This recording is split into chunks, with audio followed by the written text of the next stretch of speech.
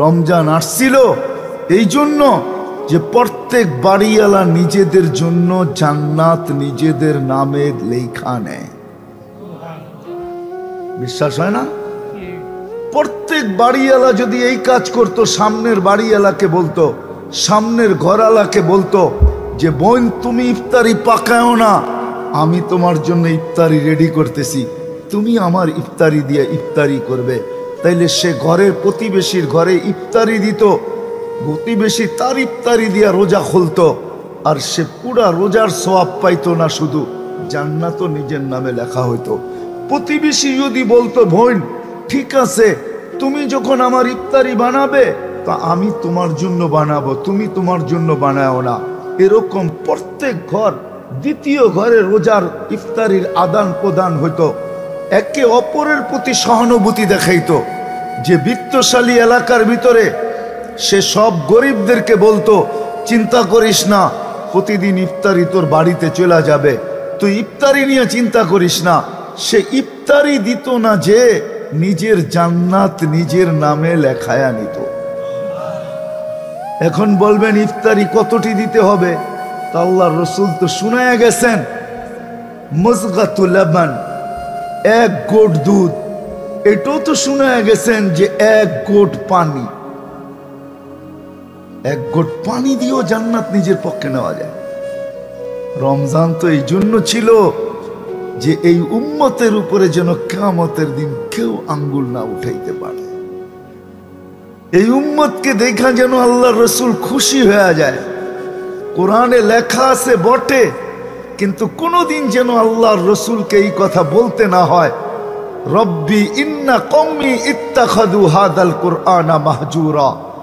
নবীকে যেন উম্মতের বিরুদ্ধে এই আপিল আল্লাহর কাছে না করতে হয়, মোকদ্দমা দায়ের না করতে হয় যে আমার কওম কোরআনকে পাওয়া সত্ত্বে হারায়া যাব। আমি মনে উঠছে এই জন্য বলে দিতেছি, এই মজমায় যতজন বসা আছে বেশিরভাগ কোরআন পড়তে পারে না, ঠিক না? রাগ হয়ে গেলেন? হ্যাঁ, আমি হাত উঠাইতে বলবো না, কিন্তু বেশিরভাগ আমার বিশ্বাস এখানে কোরআন পড়তে পারে না। কোরআন পড়তে পারেন না, কোনো আফসোস নাই। হায় যদি এতটুকু হইতো তাহলে কোনো আফসোসের বিষয় ছিল না। যদি ডেলি সকাল বিকাল, এমন মুসলমান ঘর নাই যে ঘরে কোরআন না আছে, ঠিক না? আছে না কোরআন? যদি এতটুকু হইতো যে সকাল বিকাল কোরআনকে নিচে পড়তে পারে না, তাতে কি আসে যায়?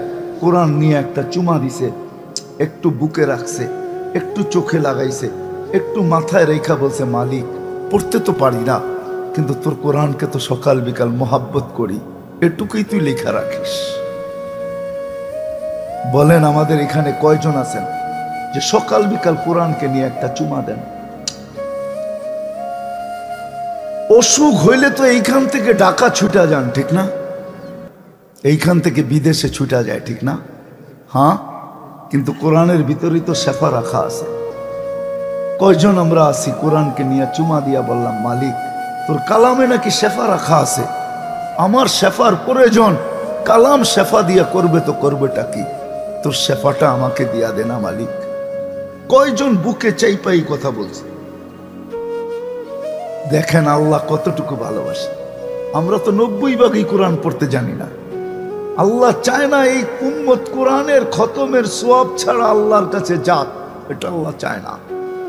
যদি চাইতেন তাহলে আল্লাহ সূরা ইখলাস নাজিল করতেন না। সূরা ইখলাস কেন নাজিল করছেন জানেন? উলামা ইকরাম বলবে আল্লাহ আল্লাহর পরিচয় দিছে, আমিও বলি পরিচয় দিছে, এতে আমার কোনো দ্বিমত নাই, কিন্তু একটা সূক্ষ্ম কথা, কোরআন নাজিল করছেন এই জন্য, সূরা ইখলাস নাজিল করছেন এই জন্য যে উম্মতে মুহাম্মদী কেউ যেন আল্লাহর কাছে না যায় তার আমল নামায় 200-400 কোরআন খতমের সওয়াব ছাড়া। এই জন্য সূরা ইখলাস নাজিল করছেন। একবার 10 পারা, দুইবার 20 পারা, তিনবার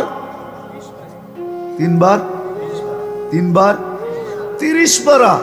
বলেন এই মজমায় কয়জন আছে যে ডেলি এই নিয়তে যে আজকে আমার আমল নামায় 1 খতম কোরআনের সওয়াব লেখা হোক, এই জন্য আমি ডেলি 3 বার সূরা ইখলাস পড়ি?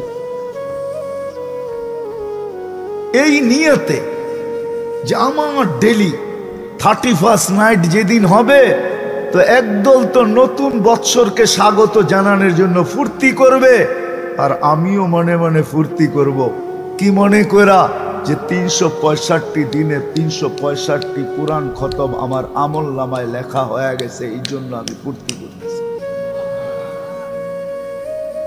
তাইলে তো একটা দল 31st নাইটে হইতো, যে যারা রোডে নাইমা বলতো আলহামদুলিল্লাহ 365 কোরআন খতম আমার আমল নামায় লেখা হয়ে গেছে। কয়জন আছি আমরা? কোরআন তো দিছিলেন, পুরো ইখলাস তো এই জন্য দিছিলেন। ওলামা যদি বলে এটা কোত্থেকে পাইলেন, তো সাহাবীর কল থেকে বাহির হয়েছে।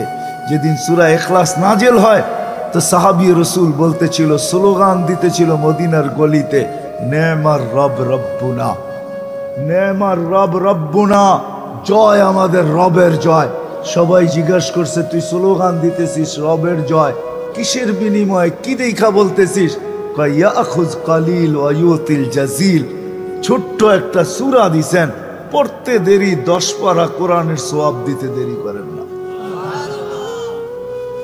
কোরআন তো এই জন্য দিছিলেন, সূরা ইখলাস তো এই জন্য দিছিলেন। পড়তে পারেন না তাতে তো কোনো আপত্তি নেই, কিন্তু সূরা ইখলাস তো সবাই পড়তে পারে না, পারে না? হ্যাঁ, কিন্তু কয়জন পড়ি? রমজান এই জন্য দিছিলেন, এই জন্য রমজান দিছিলেন, এই জন্য রমজান, রমজানের অর্থ এই জন্যই দিছিলেন যে এই উম্মতের উপরে যে কোনো দিক দিয়া কেউ আঙ্গুল না উঠাইতে পারে, কোনো দিক দিয়া না। এই জন্যই রমজানের অর্থ হলো জ্বালায়া দেওয়া।